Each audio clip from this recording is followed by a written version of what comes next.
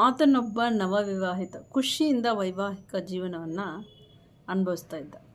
ಪತ್ನಿ ಓದಿದಾಕೆ ಕೂಡ. ಜಾನೆ ಕೆಲ ಕಾಲ ಕಳೆಯಿತು. ಆತ ಕೊರಗಲಾರಂಭಿಸಿದ. ಪತ್ನಿಯಲ್ಲೇನೂ ಸಮಸ್ಯೆ ಇರಲಿಲ್ಲ.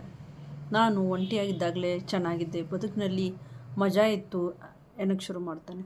ಏನಾಯಿತು ಅವನಿಗೆ ಅಂದರೆ, ಪತ್ನಿ ಬದಲಾಗಿರಲಿಲ್ಲ. ಮದುವೆಗೆ ಮುನ್ನ ಆತ ದುಡಿದ ಹಣವನ್ನೆಲ್ಲ ತನ್ನ ಸುಖಕ್ಕಾಗಿ ವೆಚ್ಚ ಮಾಡ್ತಾಯಿದ್ದ. ಸಿನಿಮಾ, ಮೋಜು ಮಸ್ತಿ, ಊಟ, ಪಾರ್ಟಿ, ಒಳ್ಳೆಯ ಗೆಳೆಯರೊಡನೆ ಖುಷಿ ಪಡ್ತಾ ಇದ್ದ. ಮದುವೆ ಬಳಿಕ ಇದನ್ನೆಲ್ಲ ನಿಲ್ಲಿಸಬೇಕಾಯಿತು. ಮನೆ ವೆಚ್ಚಕ್ಕೆ ಹಣ ಕೊಡಬೇಕಾಯಿತು. ಪತ್ನಿಯ ಖರ್ಚು ವೆಚ್ಚ ಎಲ್ಲ ನೋಡ್ಕೋಬೇಕಾಯಿತು. ಆತನಲ್ಲೇ ದೋಷವಿತ್ತು. ಆ್ಯಕ್ಚುಲಿ ದಾಂಪತ್ಯ ಸುಖಕ್ಕೆ ಕೆಲ ತ್ಯಾಗ ನಾವು ಮಾಡಲೇಬೇಕಾಗುತ್ತದೆ. ವಿವಾಹಿತ ಹೆಚ್ಚು ಜವಾಬ್ದಾರಿ ಹೊರಲೇಬೇಕಾಗ್ತದೆ.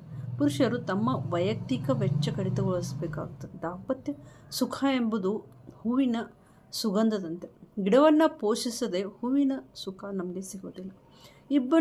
ಇನ್ನೊಬ್ಬನಿದ್ದಾನೆ, ಅವನು ಬೇರೆ ಕತೆ. ಆತನಿಗೆ ಒಳ್ಳೆಯ ಕೆಲಸ ಇದೆ, ಒಳ್ಳೆಯ ಸಂಬಳ ಇದೆ. ಆತನ ನಡವಳಿಕೆಯಿಂದ ಸಹೋದ್ಯೋಗಿಗಳು ಆತನನ್ನು ಇಷ್ಟಪಡ್ತಾರೆ.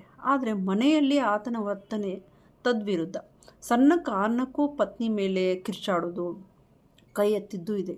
ಕೆಲವೊಮ್ಮೆ ಬೇರೆಯವರ ಎದುರು ಇಂಥ ವರ್ತನೆ ತೋರಿಸಿದ್ದಾನೆ ಕೂಡ ಅವನು. ಇದರಿಂದ ಆತನ ಪತ್ನಿಯು ಆತ್ಮವಿಶ್ವಾಸವನ್ನೇ ಕಳೆದುಕೊಂಡಿದ್ದಾಳೆ.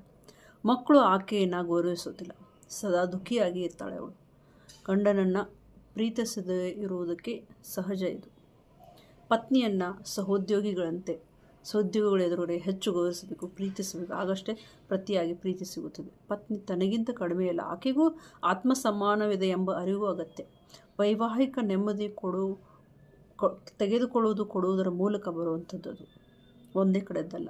ಮತ್ತೊಬ್ಬನ ಪತ್ನಿ ಹೇಳ್ತಾಳೆ, ಸ್ನೇಹಿತರ ಮನೆಗೆ ಹೋದಾಗ ನಾನೊಂದು ಮೂಕ ಪಶು ಎಂಬಂತೆ ನನ್ನ ಪತಿ ವರ್ತಿಸ್ತಾ ಇರ್ತಾನೆ. ಹೀನಾಯಿಸುತ್ತಾನೆ ನನ್ನನ್ನು. ತಪ್ಪನ್ನೆಲ್ಲ ಎತ್ತಿ ಆಡುತ್ತಾನೆ. ಒಮ್ಮೆ ಓಡಿ ಹೋಗಬೇಕೆಂದ್ಕೊಳ್ತೇನೆ. ಆದರೆ ಕುಟುಂಬದ ಘನತೆ ಮತ್ತು ಮಕ್ಕಳ ಭವಿಷ್ಯ ದೃಷ್ಟಿಯಿಂದ ಸುಮ್ಮನೆ ಇರಬೇಕಾಗಿದೆ. ಇಲ್ಲಿಯೂ ಪುರುಷನದೇ ಸಮಸ್ಯೆ. ನಿಜವಾದ ಪ್ರೀತಿ ಭಯದಿಂದ ಹುಟ್ಟೋದಿಲ್ಲ. ಪತ್ನಿಯನ್ನು ಕೀಳಾಗಿ ಕಾಣುವ ಮೂಲಕ ಗಂಡಸರು ಬುದ್ಧಿವಂತರಾಗಲು ಸಾಧ್ಯವಿಲ್ಲ. ಅವಳು ಒದಿಸ್ಕೊಂಡಿರ್ತಾಳೆ ಪತ್ನಿ ಅವನಿಂದ. ಅಂಥವಳಿಂದ ಅವನು ಪ್ರೀತಿಯನ್ನು ನಿರೀಕ್ಷಿಸೋದು ಒಳ್ಳೆಯದಾ? ಸರಿಯಾ? ಇಲ್ವಲ್ಲ. ಇನ್ನೊಬ್ಬ ಇದ್ದಾನೆ, ಬೇಕೆಂದಾಗಲೆಲ್ಲ ಪತ್ನಿ ಆಕೆಗೆ ಸಿಗಬೇಕು. ಅವನು ಹೇಳಿದಾಗಲೇ, ಅವನು ಹೇಗೆ ಹೇಳ್ತಾನೆ ಹಾಗೆ ಅವಳು ಕೇಳಬೇಕು. ಆಕೆಯ ಬೇಕು ಬೇಡಗಳು ಅವನು ಕೇಳೋದಿಲ್ಲ. ತನಗೆ ಹೇಗೆ ಬೇಕೋ ಹಾಗೆ ಅವಳನ್ನ ನಡೆಸ್ಕೊಂಡಿರ್ತಾನೆ. ಇನ್ನು ಆತನಿಗೆ ತನ್ನ ಸುಖವೇ ಮುಖ್ಯವಾಗಿ ಬಿಟ್ಟಿದೆ. ಮಿಸ್ಟರ್ ಎಕ್ಸ್ನದ್ದು ಇನ್ನೊಬ್ಬ ಮಿಸ್ಟರ್ ಎಕ್ಸ್ ಅಂತ. ಅವನು ಒಂದು ಕಾರ್ಖಾನೆಯೊಂದರಲ್ಲಿ ದೊಡ್ಡ ಹುದ್ದೆ.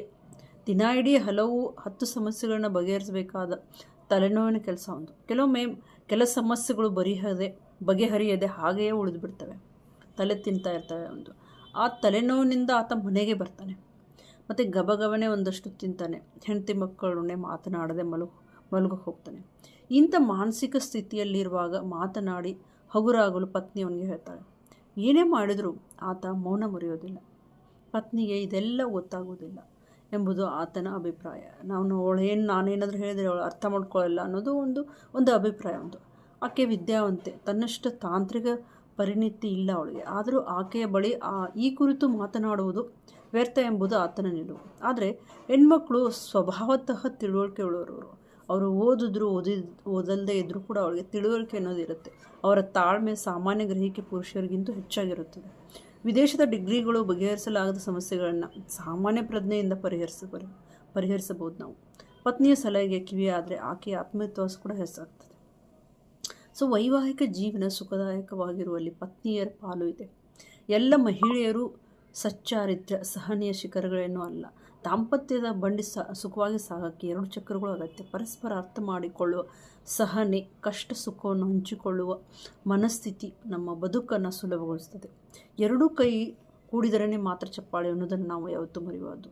ಸೊ ಪೇಷನ್ಸ್ ಇರಬೇಕು, ಮೈಂಡ್ ಸ್ಟ್ರಾಂಗ್ ಇರಬೇಕು. ಅವರ ಸಲಹೆ ಕೇಳಿ. ನೀವು ಪ್ರೀತಿ ಎಂಬುದು ಮದುವೆಯ ಒಂದು ದಿನದ ಹೊಸದಾಗೇನು ಚೆನ್ನಾಗಿರುತ್ತೆ ಅದಷ್ಟೇ ಅಲ್ಲ.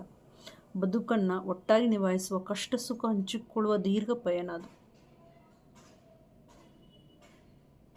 ಸೊ ದಯವಿಟ್ಟು ಅರ್ಥ ಮಾಡಿಕೊಂಡು ಜೀವನವನ್ನು ಸಾಗಿದರೆ ಯಾವ ಒಂದು ತೊಂದರೆ ಇಲ್ಲದೆ ಜೀವನವನ್ನು ಚೆನ್ನಾಗಿ ಸಾಗಿಸ್ಬೋದು. ನಮಸ್ಕಾರ.